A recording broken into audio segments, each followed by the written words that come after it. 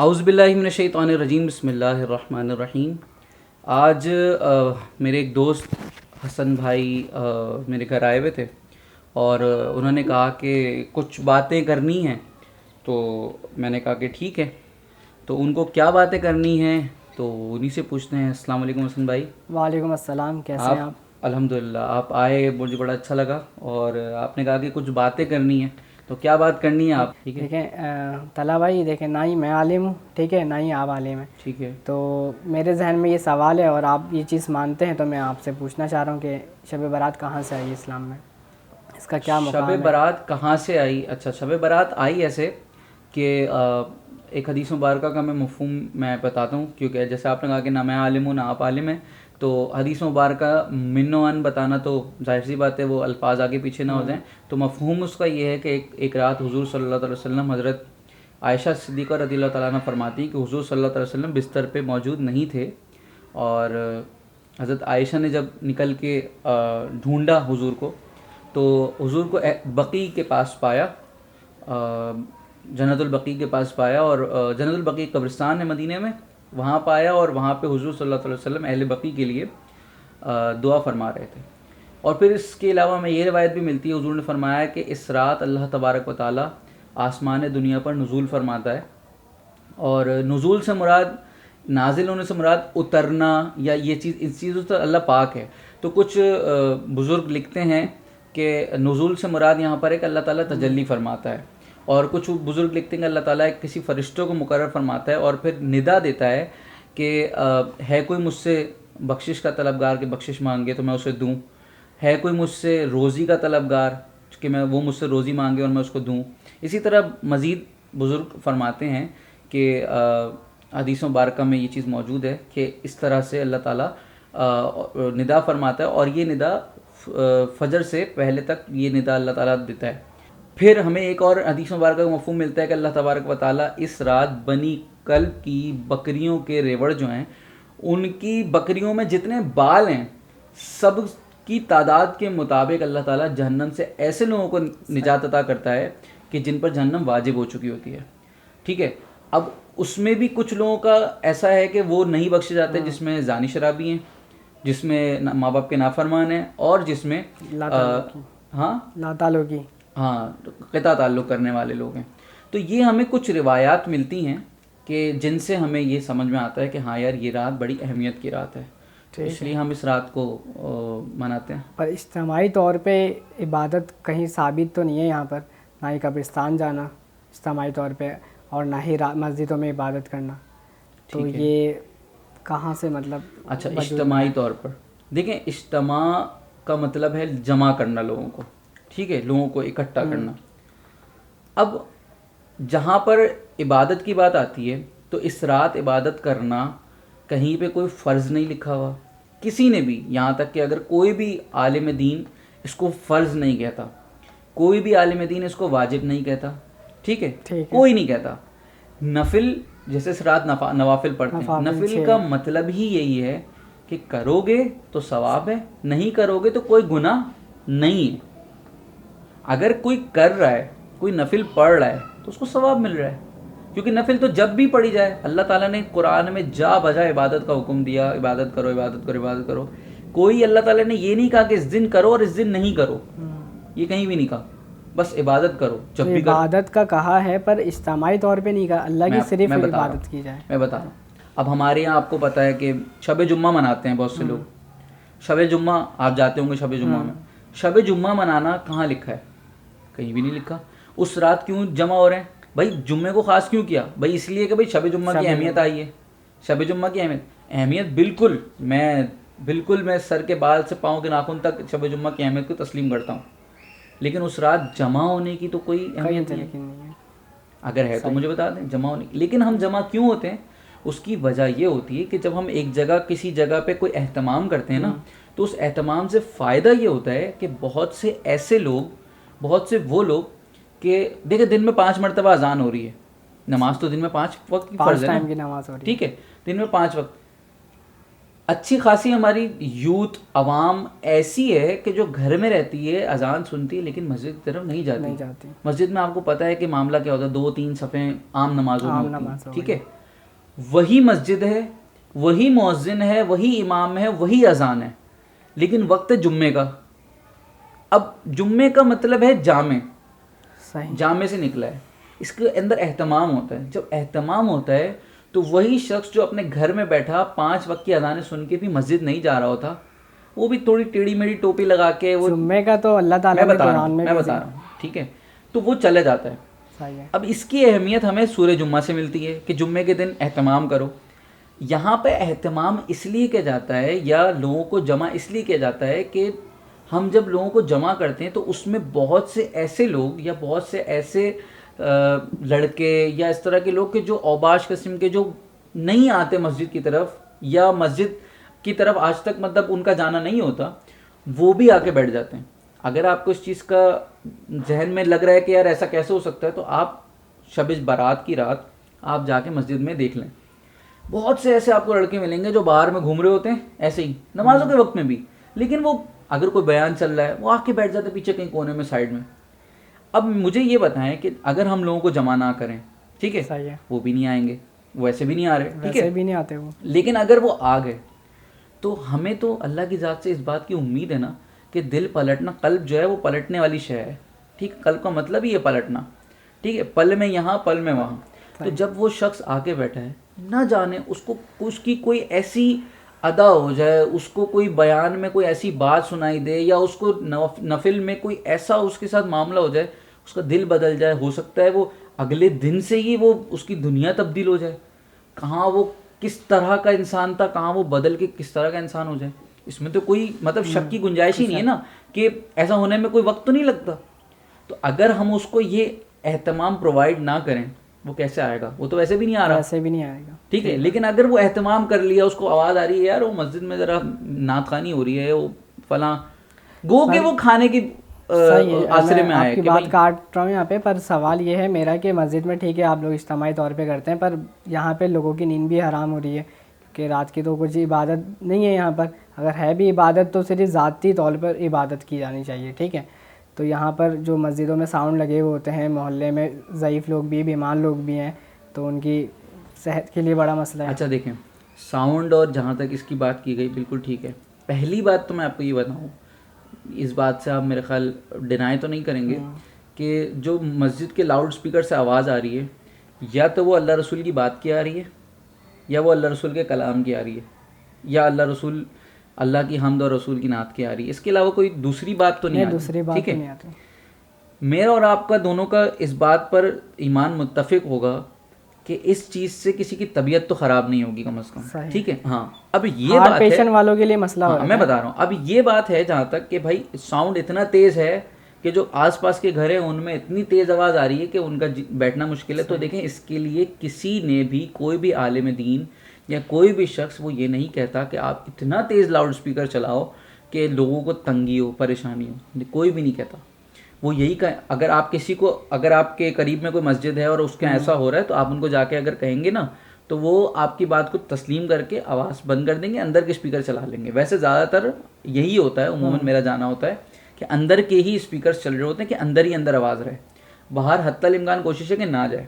لیکن اگر اوپر والا کوئی اسپیکر یا اذان والا کوئی اسپیکر چلا رہا ہے تو آپ اس سے جا کے کہہ دیں. یہ اس کے لیے تو کوئی بھی عالم دین یہ نہیں کہتا کہ بھائی یہ چلاؤ یا تم چلا کے لوگوں کو، کیونکہ اللہ تعالیٰ کی ذات ایسی ہے کہ اس نے جہاں اس کے حقوق ہے نا، اس نے اپنے حقوق کے بعد حقوق العباد کو بہت ترجیح دی ہے.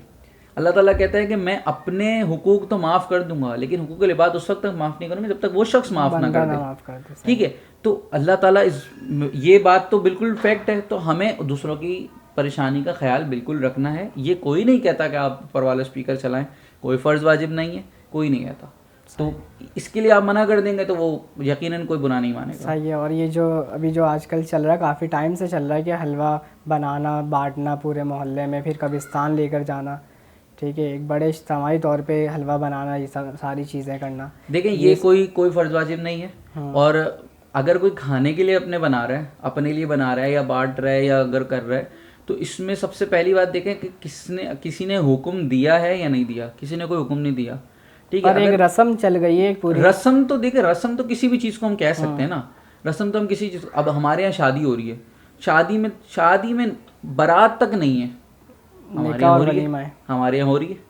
بارات کیا چیز ہے؟ مائیو, مہندی, بارات. اس سے پہلے پتہ نہیں کتنے طریقے کے جو ہے وہ ہمارے یہاں رسومات شروع ہو چکے ہیں, وہ جس کے بھی ہوں. لیکن انہی فنکشنز میں, انہی ایونٹس میں سارے وہ لوگ بھی, آپ بھی جاتے ہیں, ہم بھی جاتے ہیں, بہت سے علماء ہیں ان کے رشتہ داروں کی بھی یہ چیزیں ہو ری ہیں, وہ جا رہے ہیں نا. اس وقت تو کسی کوئی کچھ نہیں کہہ رہا, پر اس رسم کو تو ختم کرنا چاہیے نا. بالکل آپ ختم, بالکل کہیں ختم. میں تو بلکہ جو میں کیا کہوں گا, علماء بھی اس بات کو کہتے ہیں کہ یہ کوئی فرض واجب نہیں. ہاں اگر کوئی اپنی خوشی کے لیے حلوہ بنا رہا ہے, کوئی اپنے کھانے کے لیے, یا اگر وہ بنا کے بانٹ بھی رہا ہے, تو اس میں حرج کیا ہے؟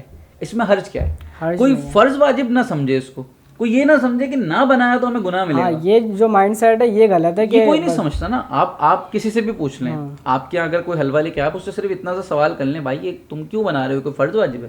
وہ بولے گا نہیں, میں اپنی خوشی سے دے رہا ہوں. نہیں, اکثر جواب سننے کو ملتا ہے کہ انہوں نے بنایا تھا اور ہر سال بنتا ہے اس رات والے دن. تو مطلب اس کا مطلب یہ کہ اب یہ جدی بجتی چلتا ہوا آ رہا ہے, ٹھیک ہے. لیکن اس میں آپ یہ دیکھیں نا, اس میں ہمیشہ جو بھی اصول ہے نا, وہ اصول یہ ہوتا ہے کہ اس میں دیکھیں احتمال کس چیز کا ہے. اگر کوئی گناہ کا احتمال ہے یا کوئی فرض واجب سمجھے, اب وہ دیکھیں اس نے فرض واجب نہیں سمجھا, وہ کہہ رہا بھائی میرے ابو کرتے ہوئے آ رہے تھے, میں بھی کر رہا ہوں, یا میرے دادا بانٹتے محلے میں ہوتا ہوا محلے میں جس محلے میں رہتا تھا وہاں بانٹتے تھے, میں بھی بانٹ رہا ہوں. اس نے فرض واجب نہیں کیا, کہا نہیں اس نے کہ فرض واجب ہے, تو جب نہیں کہا, اگر وہ خوشی سے بانٹ رہے تو اس میں کوئی قباحت نہیں ہے. لیکن اگر کوئی اس کو فرض واجب سمجھے تو وہ غلط کر رہا ہے, کیونکہ یہ کوئی اسلام میں اس چیز کی کوئی گنجائش نہیں ہے کہ بھائی اس کو کوئی حلوہ بانٹو تو یہ کرو, کچھ نہیں. ہاں اگر وہ اپنے لیے کچھ بنا رہا ہے تو وہ ہے نا کہ جو اپنے لیے پسند کرو, اپنے بھائی کے لیے پسند کرو. اگر اپنے پڑوسی کو دے رہا ہے, کسی آمنے سامنے اپنے رشتہ داروں میں بانٹ رہا ہے, وہ اس کی خوشی ہے, تو بہت اچھی بات ہے. اس میں تو کوئی اسلام کوئی نہیں منع کرے گا, آپ بھی نہیں منع کریں گے, کوئی بھی نہیں منع کرے گا, یہ بات تو ہے. اور یہ پٹاخے وغیرہ یہ بھی بہت زیادہ چل رہا ہے. پٹاخے وغیرہ تو اس کے لیے تو کوئی بھی نہیں کہتا. ہم بھی اس چیز سے ڈینائی کرتے ہیں اور آپ لوگ بھی کرتے ہیں, پر بات یہ ہے کہ پر یہ بہت زیادہ بچوں میں انوالو ہو گئی ہیں ساری چیزیں, بہت ہی غلط ہے. لیکن اگر میں آپ کو تھوڑا سا آپ کی توجہ دلاؤں کہ اللہ کا بہت کرم ہے کہ اب وہ چیزیں بہت ختم ہو گئیں جو آج سے کوئی 10-15 سال پہلے ہوا کرتی تھیں. وہ تو تقریباً شعبان کا مہینہ شروع ہوتے ہی وہ پٹاخے شروع ہو جاتے تھے. لیکن آج الحمدللہ ابھی دیکھیں ایک دن رہتا ہے, لیکن ہمارے یہاں کوئی ایسا شور شرابہ نہیں ہے پٹاخے کا. تو اللہ کا کرم ہے کہ یہ چیزیں بہت ختم ہو گئیں, بہت حد تک کم ہو گئیں. اچھی بات ہے یہ. سر قبرستان کے جو معاملات ہیں, ٹھیک ہے, آپ لوگ اجتماعی طور پہ جاتے ہیں, پوری رات قبرستان میں گزارتے ہیں, پر وہاں پر ایک چیز یہ دیکھنے کو ملتی ہے کہ لوگ موم بتیاں جلا رہے ہوتے ہیں قبرستان میں, اگربتیاں جلا رہے ہوتے ہیں. سیکنڈ, قبرستان کا احترام نہیں کرتے, ٹھیک ہے, شور شرابہ, منہ میں چھالیاں, گٹکا ماوا وغیرہ, ٹھیک ہے, بلکہ وضو تک بھی نہیں ہوتا لوگوں کا, اور جا کے فاتحہ کر رہے ہوتے ہیں. اور سیکنڈ جو کوشچن ہے کہ قبرستان پہ جو مطلب کراسنگ کرنے کا طریقہ کار ہے, وہ اسی کے اوپر سے پورا چڑھتے ہوئے چلے جاتے ہیں, تو ادب کا بھی بالکل خیال نہیں رکھا جاتا. تو ان چیزوں پہ اچھا دیکھیں, قبرستان جانے کی جہاں تک بات ہے نا, وہ تو ہمیں حدیث مبارکہ کے مفہوم سے ملتی کہ حضور صلی اللہ علیہ وسلم گئے. اچھا, اب اگر ہم اس میں یہ بات کریں کہ بھائی حدیث ضعیف ہے یا صحابہ نے نہیں کیا, یا بالکل ٹھیک ہے, ہمیں ایک چیز اس چیز سے سمجھ آتی ہے کہ کوئی اچھا عمل ہے نا, اگر اس عمل میں کوئی گناہ نہیں پایا جا رہا تو وہ عمل اچھا ہے. جیسے حضرت عمر فاروق رضی اللہ تعالیٰ عنہ نے تراویح کو باجماعت شروع کیا. حضور کے دور میں نہیں تھی تراویح باجماعت, ٹھیک ہے, حضرت عمر فاروق رضی اللہ تعالیٰ عنہ نے شروع کیا. اور انہوں نے کہا کہ یہ بدعت ہے لیکن اچھی ہے, مطلب دین میں کسی چیز کا اضافہ ہے لیکن اچھا اضافہ ہے, اچھائی کے لیے, ٹھیک ہے. اس سے کیا ہوگا کہ لوگوں کو مزید مطلب جو مزید لوگ دین کی طرف راغب ہوں گے اس عمل سے. اگر کوئی ایسا عمل ہے کہ مثال کے طور پہ قبرستان جانا, قبرستان جا کے انسان کیا کرتا ہے, فاتحہ کرتا ہے. اب قبرستان جانے کے حوالے سے حضور صلی اللہ علیہ وسلم کی کئی احادیث مبارکہ ہیں کہ قبرستان جایا کرو, اس سے تمہیں اپنی موت کا بھی احساس ہوتا ہے, پھر اپنے جو گزر چکے ہیں ان کا بھی احساس ہوتا ہے, ان کے لیے ایصال ثواب کیا کرو. تو ایصال ثواب کرنے کے لیے اگر کوئی قبرستان جاتا ہے تو اس میں کوئی قباحت نہیں. اچھا, اب جہاں تک بات ہے کہ قبرستان جا کے لوگ احترام نہیں کرتے, شور شرابہ کرتے ہیں, یا منہ میں چھالیاں ماوا گٹکا رکھتے ہیں اور قبروں کو رونتے ہوئے چلے جاتے ہیں, تو دیکھیں کہ اگر میں ایک چیز کا ایک سوال آپ سے کرتا ہوں, صحیح, اگر آپ کے یا میرے ناک پر مکھی بیٹھ جائے تو ہم ناک کاٹیں گے کہ مکھی کو اڑائیں گے؟ مکھی کو اڑائیں گے. ٹھیک ہے. اگر قبرستان جانے والوں میں کچھ لوگوں کی تعداد ایسی ہے کہ جو اس طرح کا عمل کر رہی ہے تو ہم اس کو اس عمل سے روکیں گے نا, نہ کہ ہم اس کو قبرستان جانے سے ہی روک دیں. نہیں, ہم اس کو اس عمل سے روک سکتے ہیں. اکثریت کی تعداد میں بتا رہا ہوں نا. اب اگر ٹھیک ہے اکثریت کی تعداد ہے, ہم ان تک یہ پیغام پہنچائیں کہ بھائی آپ جاؤ تو ادب سے جاؤ, آپ جاؤ تو اپنے منہ کو صاف ستھرا رکھ کے جاؤ, ٹھیک ہے, آپ جاؤ تو وضو میں جاؤ, ٹھیک ہے. ہم یہ تو نہیں کہیں گے نا بھی قبرستان ہی نہیں جاؤ. اب یہ تو ہم کیسے کہیں کہ قبرستان ہی نہیں جاؤ, ہم ناک ہی کاٹ دیں اپنی, ایسا تو نہیں کریں گے نا. ایسا پاسبل نہیں ہے. اب جو جا رہا ہے قبروں کو روند رہا ہے تو ہمیں اس کو تلقین کرنی کہ بھائی جاؤ تو ادب سے جاؤ, دیکھ بھال کے جاؤ اگر جانا ہے تو, اور جا کے ایصال ثواب کرو, کھڑے ہو, فاتحہ پڑھو, فاتحہ پڑھ کے واپس آ جاؤ, ٹھیک ہے.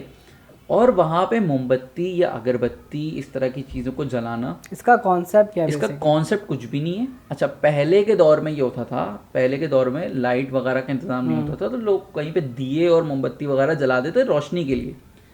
اب یہ چیز دیکھا تھی کہ ہر کوئی کر رہا ہے, قبر کے کنارے جو ہے اگربتیاں جلا دی یا موم بتی جلا دی, تو ہمیں اس چیز سے بچنا چاہیے بلکہ منع کرنا چاہیے. اس کی وجہ یہ ہے کہ موم بتی اور اگربتی آگ ہے, ہمیں تو آگ سے پناہ مانگنے کے لیے تو ہم یہاں پہ آئے ہیں کہ یا اللہ اس کو آگ سے نجات عطا فرما, اگر اس کی قریب آگ ہے تو اس کو دور فرما, اور اگر نیک ہے تو اسے اس کے درجات بلند فرما, اگر بد ہے تو اس کی آگ سے اس کو نجات عطا فرما. ہم تو نجات کی دعا کرنے آئے ہیں, برات کی دعا کرنے آئے ہیں, اور ہم آ کے وہی آگ جلا رہے ہیں. تو اس چیز کا تو کوئی بھی نہیں کہتا کہ اس کا کوئی کانسیپٹ نہیں ہے, اور کوئی عالم دین اس کو نہیں کہتا کہ وہاں پہ جاتی موم بتیاں جلاؤ یا اگربتیاں جلاؤ. یہ پہلے کسی دور میں لوگ جلاتے تھے روشنی کے لیے, لیکن اب تو لائٹوں کا انتظام ہوتا ہے پورا, تو یہ کوئی نہیں کہتا.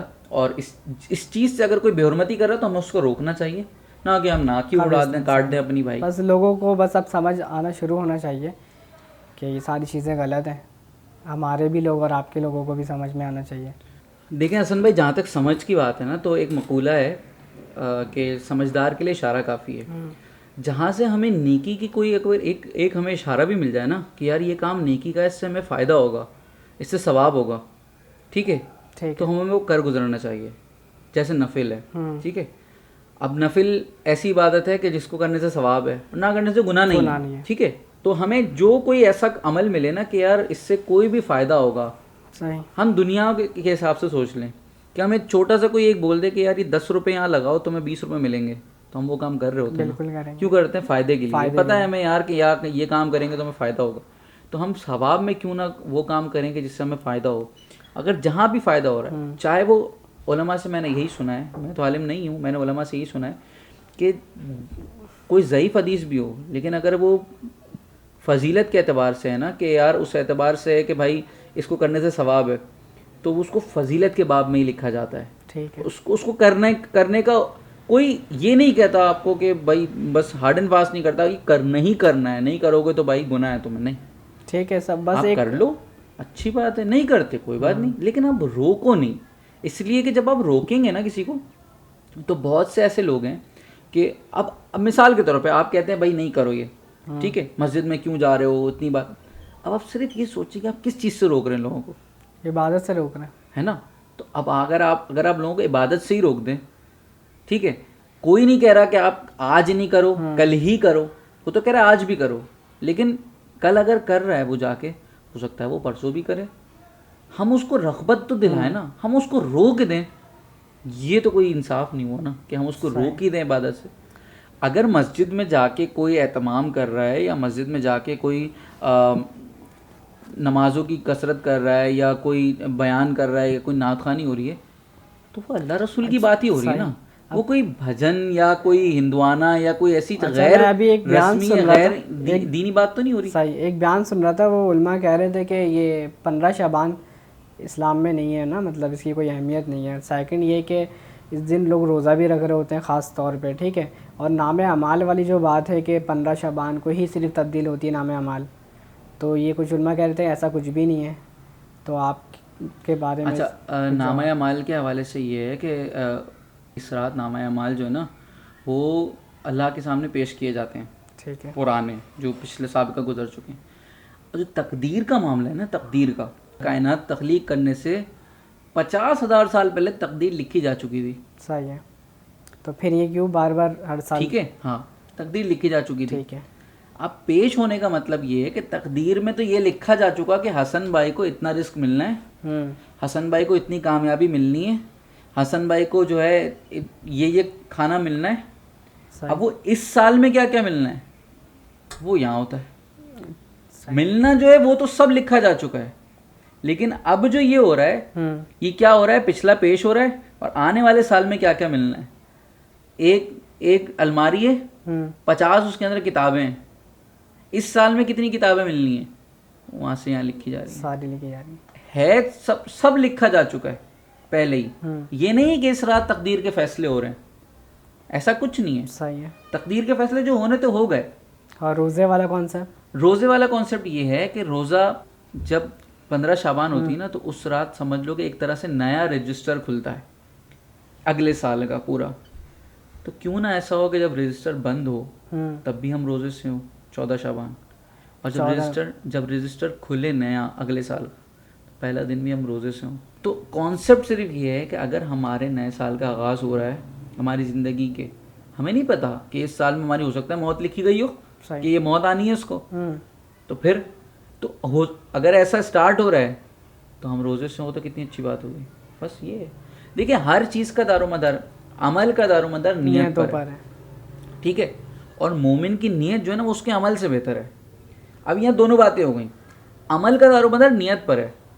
یہاں پر یہ ہے کہ آپ کی نیت کیا ہے. اگر آپ کی نیت مثال کے طور پہ آپ کسی کو 10,000 روپے اس کی مدد کرنے کے لیے دینے، لیکن آپ کی نیت ہے یار میں 2-4 تصویریں کھنچا کے نا فیس بک پہ ذرا لگاؤں اور ذرا لوگوں سے ذرا داد وصول کروں، تو آپ کا وہ ثواب میں کاؤنٹ نہیں ہوگا. اس لیے کہ جس لیے آپ نے دیے نا وہ تو ہو گیا، پورا ہو گیا. آپ نے نمود و نمائش کے لیے دیے، آپ نے اس لیے دیے کہ بھائی میری واہ واہ ہو گئی. ٹھیک ہے، لیکن اگر آپ اس لیے دینے کہ یار میں اس کو دے دوں اور اس کے بیچارے کی مدد ہو جائے گی، آج کل اس کے پاس کھانے کے لیے نہیں ہے، اور حضور نے فرمایا نا کہ ایسے دو کہ ایک ہاتھ سے تو دوسرے ہاتھ کو خبر نہ ہو. ٹھیک ہے، اب آپ نے وہ دی تو وہ جو آپ کا ثواب ہے نا وہ اللہ کے یہاں بڑا مقرب ہے، کیونکہ آپ نے اس کے بندے کی، اللہ کے ایسے بندے کی مدد کی کہ جو اس وقت پریشانی میں تھا، اور اللہ کے مطابق مدد کری. اصل اب ہوئی کہ بات کہاں کے ٹھہری، نیت پر. نیت پہ بات ہے. آپ کی نیت تھی کہ یار میں اس کی مدد کے لیے دے رہا ہوں، تو وہاں آپ کو ثواب کا ذخیرہ مل گیا. لیکن اگر آپ کی نیت تھی یار میں فیس بک ذرا سوشل میڈیا پہ ذرا لگانے کے لیے دوں، تو وہ تو آپ نے کر لیا. کچھ ادارے جو یہ ہیں تصویریں لیتے ہیں پر وہ مارکیٹنگ تاکہ لوگ ڈونیشن کر سکیں ہمیں. اچھا دو بات ہے. اب دیکھیں وہاں بھی نیت کا احتمال کیا آ رہا ہے. دیکھیں نیت کا احتمال کیا آ رہا ہے، جیسے اسی بات کو میں لے کے چلوں. نیت کا احتمال یہ آتا ہے کہ اگر آپ نے اس لیے تصویر کھنچائی، اب دیکھیں دو نیت ہے. ایک تو کہ بھائی میں واہ واہ کے لیے کھنچوا رہا ہوں، اس میں تو کچھ بھی نہیں. لیکن اگر آپ یہ کہہ رہے ہیں کہ بھائی میں ترغیب کے لیے دے رہا ہوں کہ آج میں کسی کی مدد کر رہا ہوں، تو میری تصویر دیکھ کے ہو سکتا ہے کوئی اور جو صاحب استطاعت تو وہ بھی کسی کی مدد کرے، دیکھ کے یار دیکھو اس نے بھی تو دیا میں بھی دے دیتا ہوں چلو، تو وہ ایک الگ چیز ہے. پھر وہی نیت کی بات آ رہی ہے. آپ کی نیت اچھی ہے نا. اگر آپ کی نیت ہے کہ یار اگر 15 شعبان آ رہی ہے، شب برات آ رہی ہے، اس رات میں جو ہے اللہ تعالیٰ فرما رہا ہے کہ بنی کلب کی، حضور صلی اللہ علیہ وسلم فرما رہے ہیں کہ بنی کلب کی بکریوں کے ریوڑ سے زیادہ اللہ تعالیٰ، ان کے بالوں سے زیادہ اللہ تعالیٰ جو ہے لوگوں کو جہنم سے آزاد کر رہا ہے، تو کیوں نہ اس رات کو میں عبادت کر لوں، اس رات کو میں اللہ کو راضی کرنے کی کوشش کروں، تسبیحات کروں، تو اللہ تعالیٰ مجھے معاف فرمائے، اور ہو سکتا ہے اللہ تعالیٰ مجھے ان میں شامل فرمائے جن کو اللہ تعالیٰ جہنم سے نجات عطا فرمائے گا. تو یہ آ گئی نیت. اب اس کا جب نیت کا احتمال ہو گیا نا تو اب وہ ساری باتیں پیچھے رہ گئیں. کہاں ثابت ہے، کہاں کہ اللہ کی عبادت میں ثبوت چاہیے کسی کو. آپ کو بھی چاہیے؟ نہیں چاہیے. مجھے بھی نہیں چاہیے، کسی کوئی بھی نہیں کہہ سکتا. کوئی شخص ایسا نہیں ہے جس کو اللہ کی عبادت کے لیے کسی ثبوت کی ضرورت ہوگی. ٹھیک ہے، اب اللہ کی عبادت میں بھی ہم یہ ڈھونڈیں کہ بھئی یہ کہاں لکھا ہے کہاں نہیں لکھا، تو اس میں تو پھر ہمیں اپنے دل کے اندر جھانکنا چاہیے نا کہ ہم کہاں ہیں. بہتر ہے بندہ عبادت کرے اپنی. صحیح بات. ہمیں اپنے دل میں جھانکنا چاہیے نا کہ ہم کہاں جا رہے ہیں اس وقت، کیونکہ اللہ کی عبادت سے روکنا تو پھر وہ ایک الگ ہی چیز ہو جائے گی نا. تو بس یہ معاملہ اور کچھ بھی نہیں ہے. ساری بات آ کے ہیڈ نیت پہ. یہ آخر میں جو آپ نے بات کری بہت اچھا ہو گیا پوائنٹ، اس لیے ہوا کہ یہ ساری باتیں نیت پر ٹھہرتی ہیں. ٹھیک ہے، اب اسی طرح سے یہ والی پوائنٹ کو اٹھا کر ہم شب برات والے دن اگر جوڑیں تو ہمیں یہی والی نیت دکھتی ہے کہ لوگ حلوہ لے کر جا رہے ہوتے ہیں لوگوں کی مدد کے لیے، اور اس میں کوئی تصویر نہیں کھنچوا رہے ہاں، ہوتے ہیں، بس خوشی کے لیے. خوشی بات ہے. اب اس کو میں اس طرح سے جوڑ دوں کہ یار یہ کہیں سے ثابت نہیں ہے، میں کون کہہ رہا ہے کہ یہ ثابت ہے، یا کون کہہ رہا ہے کہ یہ کرو، لیکن اگر کوئی کر رہا ہے تو اس میں پہلے یہ دیکھیں نا کہ فرض واجب تو نہیں سمجھ رہا، نہیں سمجھ رہا تو ٹھیک ہے بھائی کرو، اس میں کیا برائی ہے. ویسے بھی حضور نے فرمایا کہ بھائی اپنے گھر میں جب شوربہ بناؤ، سالن بناؤ نا، تو اس کو پانی ڈال کے شوربہ تھوڑا بڑھا دو اور اپنے آس پڑوس میں دیکھ لو کوئی بھوکا تو نہیں، اس کو دے دو. صحیح. اب اگر کوئی حلوہ زیادہ تعداد میں بنا رہا ہے اور بنا کے دے رہا ہے تو یہ بھی تو ہے نا. بس سارا دار و مدار نیت ہے. نیت اچھی وہ ہے نا، نیت صاف منزل آسان. انسان کی نیت اچھی ہوگی نا تو کوئی اس کو کسی چیز میں کوئی حرج نہیں نظر آئے گا. لیکن اگر نیت میں انسان کی کھوٹ ہوگا، اگر آپ کی نیت میں ہوگا کہ یار اگر اپنی نیت میں ایک وہ والا عنصر آ گیا جلن والا، یار یہ کیا ہے یار، اتنے لوگ بھر رہے ہیں مسجد میں، یہ کیا مذاق ہے، تو آپ کی نیت میں وہ آ گئی نا، نیت خراب ہے نا آپ کی. لیکن اگر آپ اس نیت سے سوچو یار دیکھو عام دن میں بھی لوگ اتنے نہیں آتے، لیکن دیکھو آج اگر اس نے اہتمام کیا تو کتنے لوگ آ گئے. چلو یار اس بہانے کوئی مسجد ہی آ رہا ہے تو کتنی بڑی بات ہے آج کے اس پرفتن دور میں. اگر کوئی مسجد آ رہا ہے، آ کے آدھا گھنٹہ بیٹھ کے اللہ رسول کی بات سن کے یا نماز پڑھ کے جا رہا ہے تو کتنی اچھی بات ہے. یہ نیت یہی ہے. چلیں ان لوگوں کے لیے ایک میسج چاہیے مجھے آپ سے، اگر آپ میسج دینا چاہیں کہ لوگ اپنی عبادت چھوڑ کے لوگ دوسروں کے عبادت میں نکتہ چینی کرتے ہیں، مطلب عبادت سے روک رہے ہوتے ہیں، جیسے شب برات والے دن مسجد سے روک رہے ہوتے ہیں جانے سے، تو ان کے لیے کوئی ابھی سے تھوڑی دیر پہلے یہی بات کر رہے تھے. ٹھیک ہے، پر میں عالم نہیں ہوں تو میرا سوال تھا تو مجھے آپ مجھے یہ میں آپ کے سوال کا جواب دیتا ہوں. مجھے یہ بتائیں آپ نے جو ذہن میں سوال لکھے آئے تھے، جو میں نے جواب دیا، میں بھی عالم نہیں ہوں، آپ بھی عالم نہیں ہیں، آپ کو 1% بھی کچھ سیٹسفیکشن ہوئی کہ میری بات صحیح ہے؟ کیا ایسا صحیح ہے؟ ایسا صحیح ہے، بالکل صحیح ہے. بات ساری بات نیتوں پہ آ رہی ہے. اگر نیت اچھی تو منزل کسی چیز میں کوئی رکاوٹ نہیں ہے. پر ایک پوائنٹ یہ نکلتا ہے کہ اگر اچھا کام اگر ہم غلط طریقے سے کریں تو غلط طریقے سے تو ہر کام غلط ہے نا. اگر ہم غلط طریقے سے، مثال کے طور پہ ہم غلط طریقے سے نماز بھی پڑھیں، غلط طریقے سے پڑھیں تو وہ بھی غلط ہے. ٹھیک ہے نا. تو حالانکہ وہ اللہ کی عبادت ہے لیکن ہم غلط طریقے سے، تو طریقہ غلط ہوگا تو اس کو کوئی بھی نہیں صحیح کہے گا. میں بھی نہیں کہوں گا، میں کیا، میری کیا اوقات، کوئی بھی نہیں کہے گا.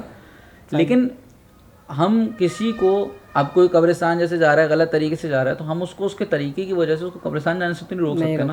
ہاں ہم اس کو، اب کوئی نماز غلط طریقے سے پڑھ رہا ہے، ہم بجائے اس کے کہ ہم اس کو یہ کہیں کہ بھائی تم نماز غلط پڑھ رہے ہو سکتا ہے وہ پھر جائے نماز پڑھنے سے، بولے پڑھنا ہی نہیں مجھے. اکثر رمضانوں میں دیکھا ہے، اس کو سمجھا دیں بھائی دیکھو ایسا. جیسے اس پہ میں ایک چھوٹا سا واقعہ بتاؤں. امام حسن امام حسین رضی اللہ تعالیٰ عنہ دونوں چھوٹے تھے اور مسجد میں ایک دیکھا کہ ایک بزرگ وضو فرما رہے ہیں اور وہ ان کا تھوڑا انداز غلط ہے، غلط انداز سے وضو فرما رہے ہیں. اب امام حسین امام حسن دونوں بھائی اس بات مکالمہ کرنے لگے کہ ہم ان بزرگ کو کیسے کہیں کہ آپ غلط کریں. اب غلط کہیں گے تو ان کی دل آزاری ہوگی.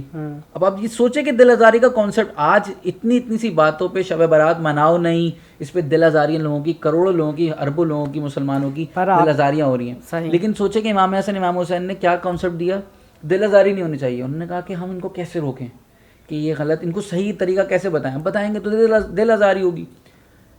دونوں بھائی گئے اور جا کے ان کو کہا کہ جو بھی بزرگ سے کہا کہ حضرت ہم دونوں بھائیوں میں نا اس بات کی بحث چل رہی ہے کہ ہم دونوں میں کہہ رہا ہوں کہ میں وضو صحیح کرتا ہوں اور یہ کہہ رہے ہیں کہ یہ وضو صحیح کرتے ہیں. اب آپ بتائیے کہ کون وضو صحیح کرتا ہے. انہوں نے کہا اچھا ٹھیک ہے بیٹا میں بتاؤں گا، تم دونوں کرو. دونوں نے وضو فرمایا اور دونوں تو صحیح کر رہے تھے وضو. دونوں نے وضو فرمایا، وہ بزرگ کہنے لگے کہ نہیں بیٹا آپ دونوں تو صحیح کریں، میں ہی غلط کر رہا تھا. اب کتنا اچھا انداز تھا، انداز کتنا اچھا تھا. تو بجائے اس کے کہ ہم کسی کو روکیں، ہم اسے سمجھائیں کہ ہم اسے یہ کریں کہ ٹھیک ہے بھائی اگر آپ نہیں کرتے کوئی بات نہیں، لیکن کسی کو روکو نہیں. کیونکہ اب یہاں پہ آپ کا روکنے کا انداز کچھ اس طرح کا ہے کہ کروڑوں لوگوں کی دل آزاری ہو رہی ہے. وہ اگر عبادت کر رہے ہیں، کیا کر رہے ہیں، اللہ کی عبادت ہی کر رہے ہیں، یہ تو اچھی بات ہے. ٹھیک ہے. تو اور میسج میں یہی دوں گا، جو میسج کی بات ہے کہ میسج میں یہی دوں گا کہ بھائی میسج دینے سے پہلے میرا ایک پوائنٹ یہ ہے کہ میں کسی تنظیم سے میرا تعلق نہیں ہے، ٹھیک ہے، یا کسی ایک سوچ سے میرا تعلق نہیں ہے. بیسکلی جو علم ہے نا، جو حقیقت ہے وہ سب کو بتانا ہے. صحیح ہے. تو اس حوالے سے بتائیں جو آج کل لوگوں کو روک رہے ہیں عبادت سے، اور قبرستان نہیں جانا ہے رات میں، یہ عبادت نہیں ہے، یہ چیز نہیں ہے، تو ان کو ایک میسج دیں تاکہ لوگ دیکھیں. میسج میں سب سے پہلی بات میں جو کروں گا نا وہ دعا سے کروں گا کہ اللہ تبارک و تعالیٰ ایسے تمام لوگوں کو ہدایت دے صحیح کہ جو مسلمانوں کو جو ان کاموں سے یا ان چیزوں سے روک رہے ہیں اللہ انہیں ہدایت دے. اس لیے کہ دیکھیں وہ کوئی غلط کام نہیں کر رہے, وہ اللہ کی عبادت ہی کرنے جا رہے ہیں. اگر وہ کوئی گناہ کا کام کرنے جا رہے ہوتے آپ روکتے, اس سے پہلے لوگ روکتے ہیں ان کو, لیکن وہ کچھ نہیں, اللہ کی عبادت کرنے جا رہے ہیں, صرف اللہ اور اس کے رسول کا ذکر ہی کرنے جا رہے ہیں, تو اسے روکنا کس بات کا. ٹھیک ہے. ہاں جہاں تک بات ہے کہ بھائی کوئی کسی چیز کو اس رات کو کوئی فرض واجب سمجھ لے, جو بات میں نے پہلے کہی وہ غلط ہے, اور جو غلط ہے اس کا کوئی بھی یہ نہیں کہے گا کہ یار یہ صحیح بول رہا ہے. جو غلط بات ہے وہ غلط ہے, کوئی اس کو فرض واجب نہیں سمجھتا, نہ کوئی اس کو بالکل ہی 100% کہ بھائی نہیں کیا تو تمہیں گناہ ہی ملے گا, اس کا نہیں ہے. نہیں یہ تو یہ چیز دیکھنے کو تو ملی نہیں ہے کہ فرض ہے یا واجب ہے. نہیں تو وہ سوال یہی کرتے ہیں نا کہ بھائی آپ لوگوں نے اس کو اتنا ضروری اور لازمی کیوں کر لیا ہے. تو میں وہی کہہ رہا ہوں کہ ضروری اور لازمی کسی نے نہیں کیا ہے, بس ایک ٹائم وہ رکھا ہے کہ یار ایک ٹائم ایسا وہ بنا دیا کہ لوگ آ جائیں, اللہ اور اس کے رسول کا ذکر کر لیں, اللہ کی عبادت کر لیں, اس سے کیا ہوگا, انہیں ہی فائدہ ہے. اچھا تو جو لوگ روک رہے ہیں تو یہ جو ثواب جو لوگ کما رہے ہیں ان کی وجہ سے ثواب نہیں کما پا رہے, تو یہ گناہ ان کے سر جائے گا. بالکل بالکل, اس لیے کہ وہ نفل پڑھ رہا ہے, یہ کوئی قضائے عمری پڑھ رہا ہے, وہ کیا کر رہا ہے, اللہ کی عبادت کر رہا ہے نا. وہ لوگ کہتے ہیں کہ تو یہ وہی نہیں ہے اسلام میں, نہیں تو یہ روکنا ہمارا نماز اسلام میں نہیں ہے. 6 رکعت 1 سلام کے ساتھ یا 3 سلام کے ساتھ پڑھنا, ایک یہ نفل پڑھنے کے طریقے ہیں, نفل پڑھنے کے طریقے ہیں. ٹھیک ہے.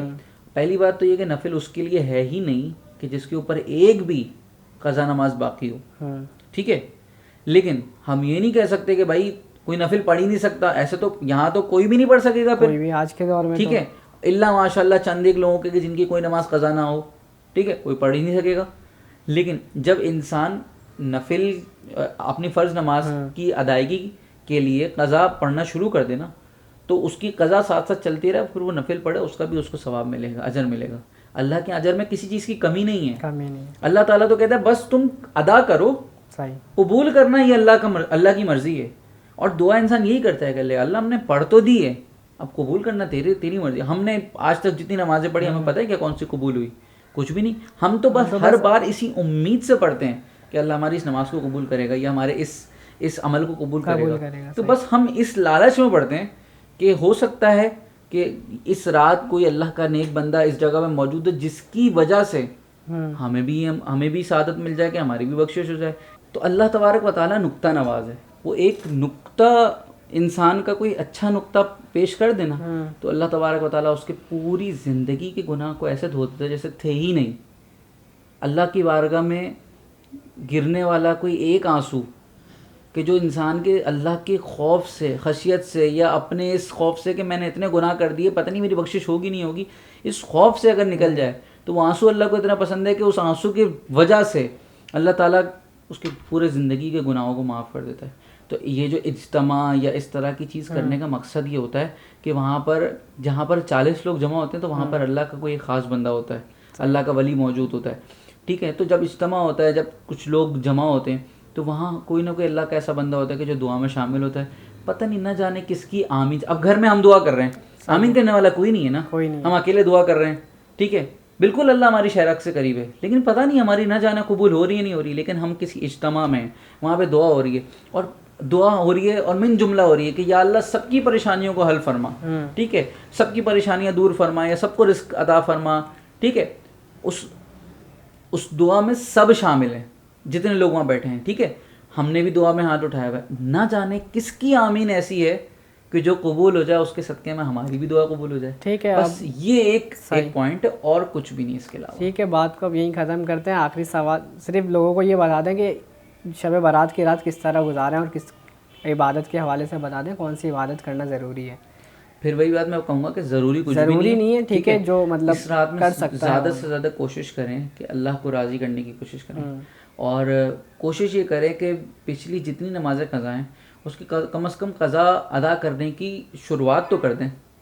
شروعات کر دیں جتنی زیادہ سے زیادہ کار بتا دیں ان شارٹ. قضا ادا کرنے کا طریقہ یہی ہوتا ہے کہ جیسے فجر کی قضا ہے تو اس کی صرف فرض ادا کی جاتی ہے, اسی طرح ظہر عصر مغرب کی بھی صرف فرض ادا کی جاتی ہے. ٹھیک ہے. اور عشاء میں جو ہے وہ عشاء کی فرض کے ساتھ ساتھ واجب یعنی جو وطر ہے وہ بھی ادا کی جاتی ہے. ٹھیک ہے. تو بس یہ ہے اس کا قضا نماز ادا کرنے کا طریقہ. تو کوشش کریں کہ زیادہ سے زیادہ قضاء عمری ادا کریں, اور تسبیحات جتنی زیادہ ہو سکتی ہے تسبیحات کریں, اور بس کوشش یہی کریں کہ اللہ کو کسی طرح راضی کرنے کی کوشش کریں.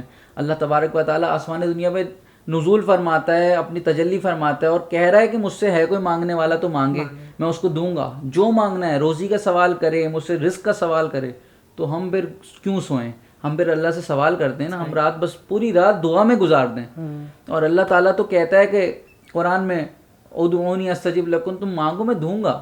تو بس وہ کہہ رہا ہے کہ مانگو, تو بس مانگتے رہو. اس نے کوئی قید نہیں لگائی کہ آج مانگو گے تو دوں گا, کل مانگو گے تو نہیں دوں گا, یا فلاں دن مانگو گے تو دوں گا, فلاں دن مانگو گے نہیں دوں گا. آج کی رات آپ مانگ سکتے ہو, کل کی رات بھی مانگ سکتے ہو, لیکن اس رات حضور نے فرمایا کہ اللہ تعالیٰ نزول فرما کے کہتا ہے کہ مانگے مجھ سے کوئی ہے تو کوئی مانگنے والا تو میں اس کو دوں.